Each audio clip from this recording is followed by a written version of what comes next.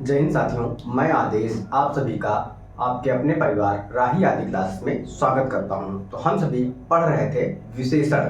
विशेषण में हमने विशेषण की परिभाषा, विशेषण के भेद हमने देखा था। विशेषण के 4 भेद थे: गुणवाचक विशेषण, संख्यावाचक विशेषण और परिमाणवाचक विशेषण और सार्वनामिक विशेषण। तो हमने उसमें सबसे पहले गुणवाचक विशेषण को हमने पढ़ लिया था। आज हम पढ़ने वाले हैं 3 भेद जो बचे हुए हैं। तो आज हम दूसरा भेद पढ़ते हैं, परिमाणवाचक विशेषण। आप सभी से रिक्वेस्ट है, आप सभी क्लास में पूर्ण रूप से बने रहिएगा। क्लास को शुरू से अंत तक देखिएगा और अपना सहयोग बनाए रखिएगा। क्लास को अधिक से अधिक शेयर भी कीजिएगा, लाइक कीजिएगा और कमेंट भी कीजिएगा। तो दूसरा विशेषण है कौन सा? परिमाणवाचक विशेषण।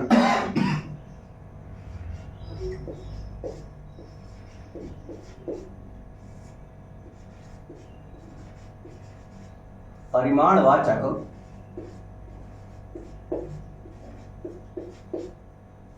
विशेषण। परिमाणवाचक विशेषण क्या होता है, इसको हम समझेंगे। तो जहां पर मात्रा के आधार पर यानी नाप तौल के आधार पर बोध हो या विशेषता बताई जाए तो वहां पर परिमाणवाचक विशेषण होता है। अब परिमाणवाचक विशेषण के भी 2 भेद होते हैं। एक होता है निश्चित परिमाणवाचक विशेषण और दूसरा होता है अनिश्चित परिमाणवाचक विशेषण। तो इसको हम पहले एक एक करके पढ़ेंगे। तो सबसे पहले हम परिमाणवाचक विशेषण की परिभाषा को लिखते हैं, फिर उसके बाद इसके भेद के तरफ चलेंगे। तो जहां पर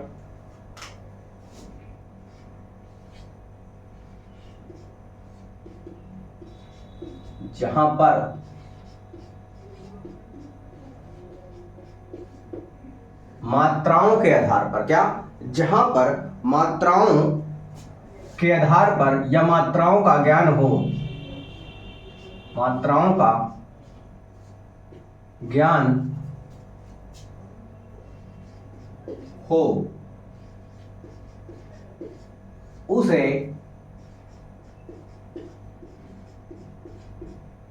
परिमाणवाचक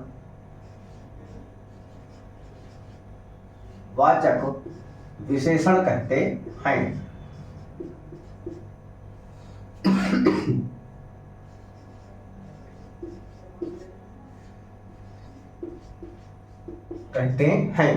आगे लिख सकते हैं, इसके 2 भेद होते हैं।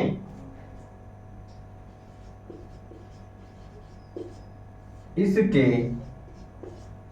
2 भेद होते हैं।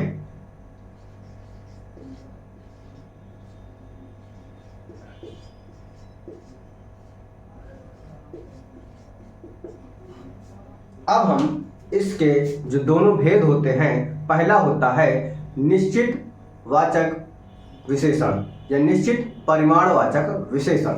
तो इसको हम सबसे पहले देखेंगे। पहला है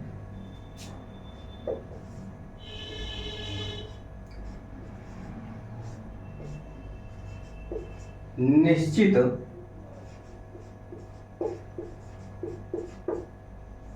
परिमाणवाचक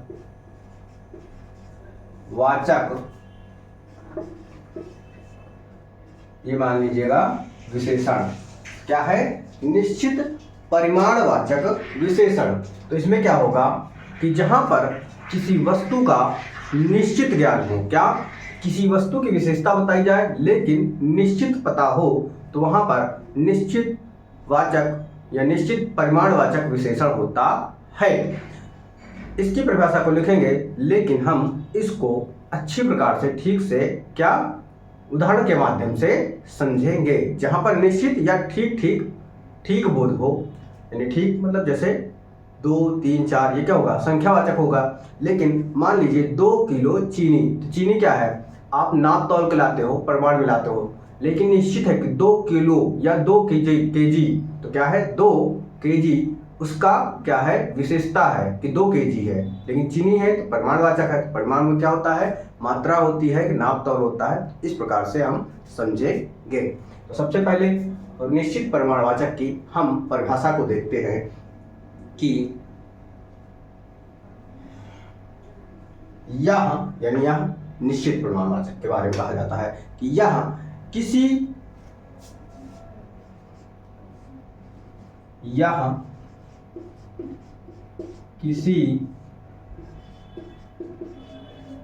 वस्तुओं यह किसी वस्तुओं जैसे चीनी, आलू, दाल, इस प्रकार से यह किसी वस्तुओं के निश्चित मात्रा या ठीक मात्रा, निश्चित लिखते हैं कि निश्चित मात्रा का बोध कराए, या निश्चित मात्रा या परिमाण दोनों लिख देते हैं, किसी निश्चित मात्रा या परिमाण का बोध कराए।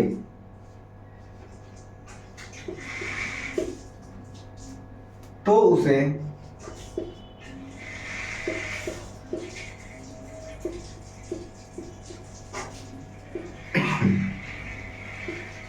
निश्चित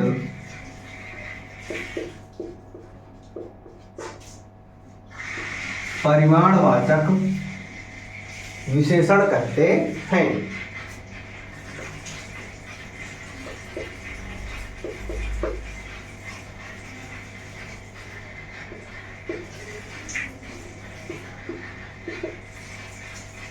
अब हम इसको उदाहरण के माध्यम से समझते हैं। जैसे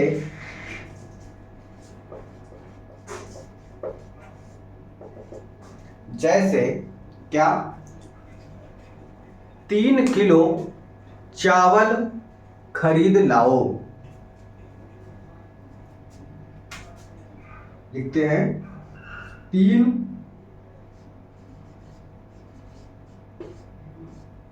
किलो चावल खरीद लाओ या खरीद लो। तो यहां पर क्या है, किसी वस्तु की निश्चित मात्रा में या निश्चित मात्रा का बोध कराए तो वहां पर निश्चित परिमाणवाचक विशेषण होता है। जैसे यहां पर 3 किलो कह दिया गया है, किसके बारे में कहा गया है, चावल के बारे में कहा गया है। तो जो 3 किलो है यह परिमाणवाचक विशेषण होता है, लेकिन निश्चित परिमाणवाचक, क्योंकि निश्चित है कि 3 kg या 3 किलो है। अगला उदाहरण देखते हैं। 2 लीटर दूध लाओ या ले आओ।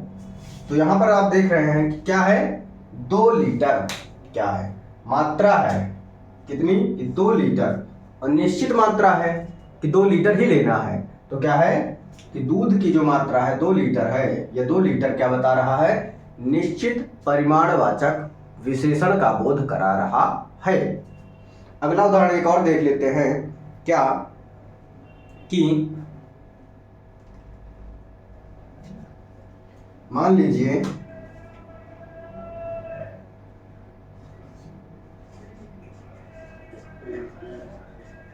प्रयागराज से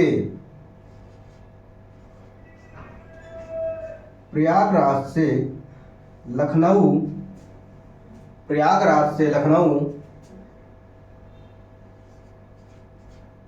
200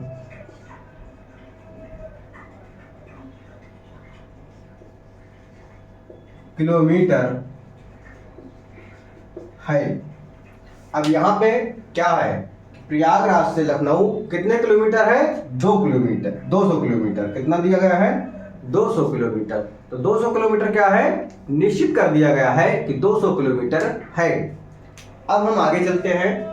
परिमाणवाचक विशेषण के अंतर्गत हमने पढ़ा निश्चित परिमाणवाचक विशेषण।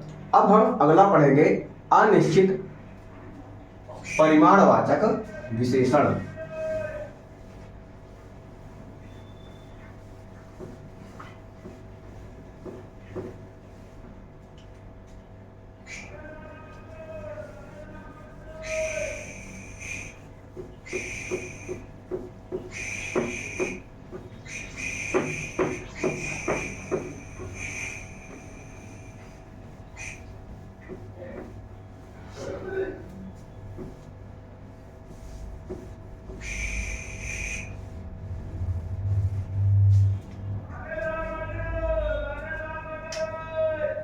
इसी के अंदर परिमाणवाचक के अंदर क्या है, दूसरा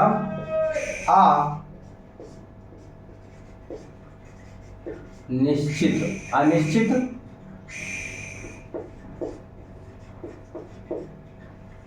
परिमाणवाचक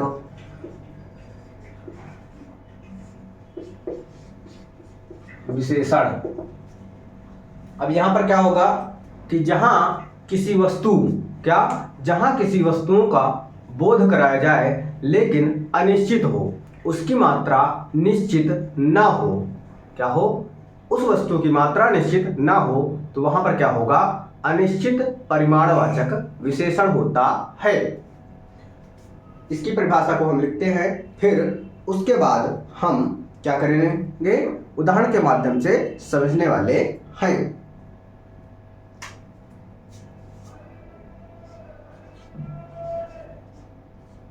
जहां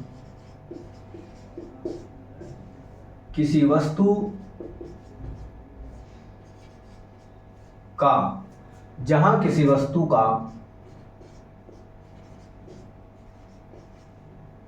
निश्चित बोध ना हो, क्या, निश्चित मात्रा में बोध ना हो या निश्चित बोध ना हो, निश्चित मात्रा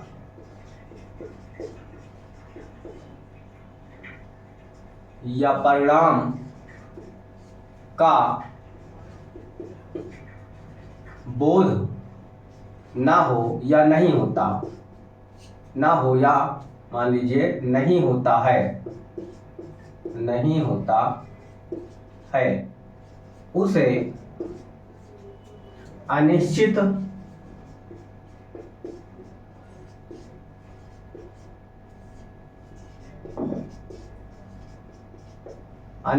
परिमाण वाचक विशेषण कहते हैं।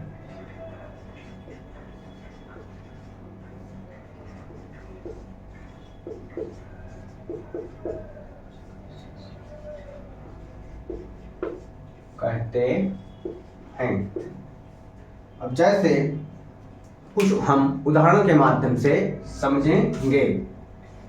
उदाहरण लिख लीजिएगा या जैसे लिख लीजिएगा, क्या, कि बहुत दिनों बाद दिखाई दिए।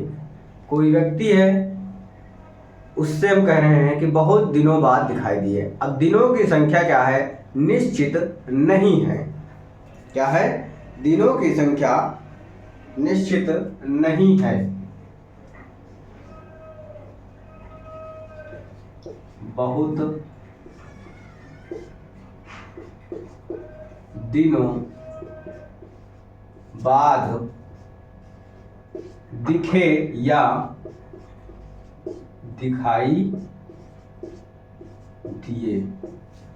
अब यहां पर ये जो बहुत है, क्या है, बहुत है, तो ये अनिश्चित है, दिन है, बहुत दिनों। अब 10 दिन है, 15 दिन है, 20 दिन है या 50 दिन है, कुछ निश्चित नहीं है, तो क्या है, ये जो बहुत आ गया, तो ये अनिश्चित परिमाणवाचक विशेषण होता है या अनिश्चित परिमाणवाचक विशेषण को प्रदर्शित करता है। अब हम अगला उदाहरण देखते हैं, क्या,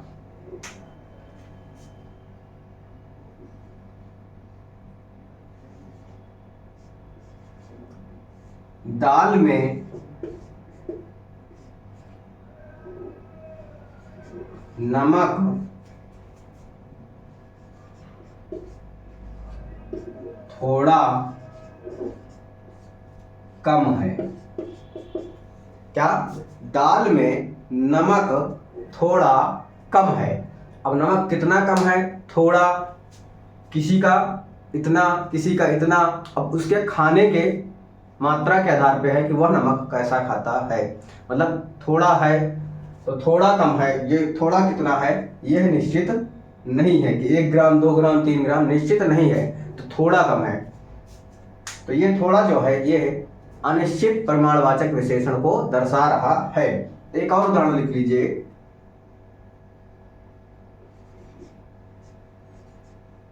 चाय, क्या चाय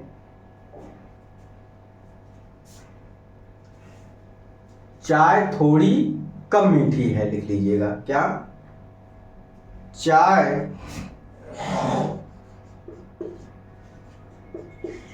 थोड़ी कम मीठी है। अब यहां पर क्या आया? थोड़ी कम मीठी। क्या थोड़ी कम मीठी। अब उसमें चीनी कितनी मिलाई जाए? कोई निश्चित नहीं है कि 1 चम्मच यानी 2-4 ग्राम मिलानी है, 5 ग्राम मिलानी, 10 ग्राम मिलानी या 50 ग्राम मिलानी है। तो क्या है, यहाँ थोड़ी जो है वह निश्चित मात्रा का बोध नहीं करा रहा है, इसलिए अनिश्चित परिमाणवाचक विशेषण है। अब हम आगे चलते हैं संख्यावाचक विशेषण की तरफ।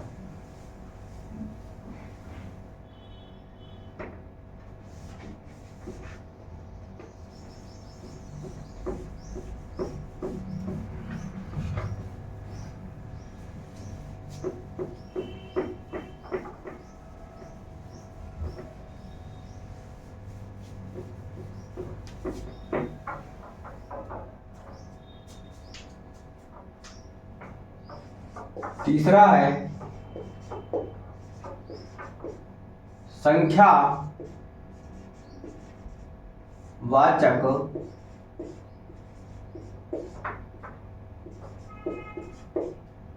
विशेषण।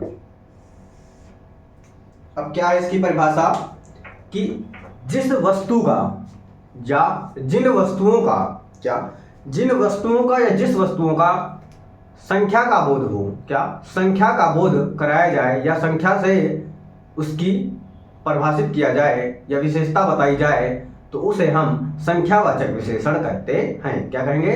उसे हम संख्यावाचक विशेषण कहते हैं।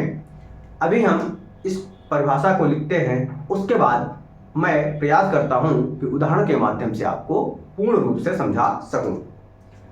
तो इसकी परिभाषा लिखते हैं कि जिससे या जिससे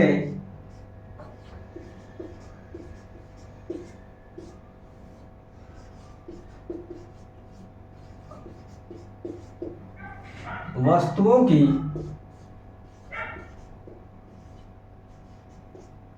संख्या, क्या जिससे वस्तुओं की संख्या का बोध हो,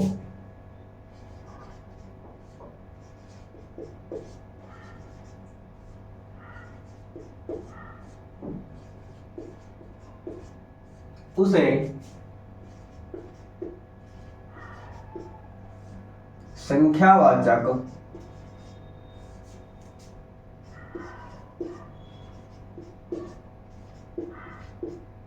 विशेषण कहते हैं। क्या उसे संख्यावाचक विशेषण कहते हैं। अब जैसे उदाहरण के माध्यम से समझते हैं। जैसे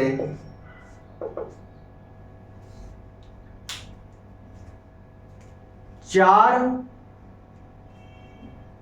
घोड़े दौड़ते हैं। चार चाहे संख्या में लिख लीजिएगा या इस प्रकार भी लिख सकते हैं। 4 घोड़े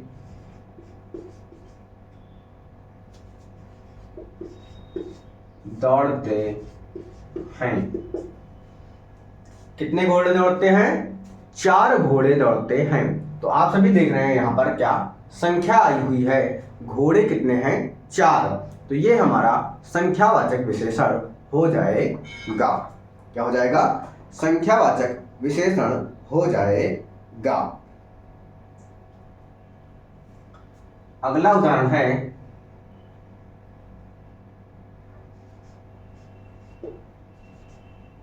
पांच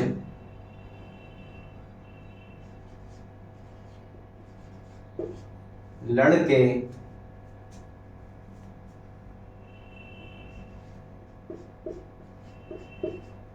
बाजार जा रहे हैं।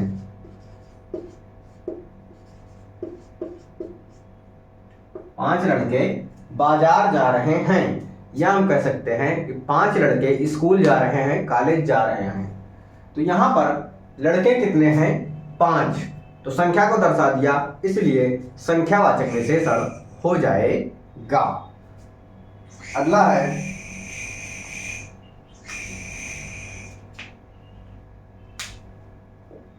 अगला उदाहरण है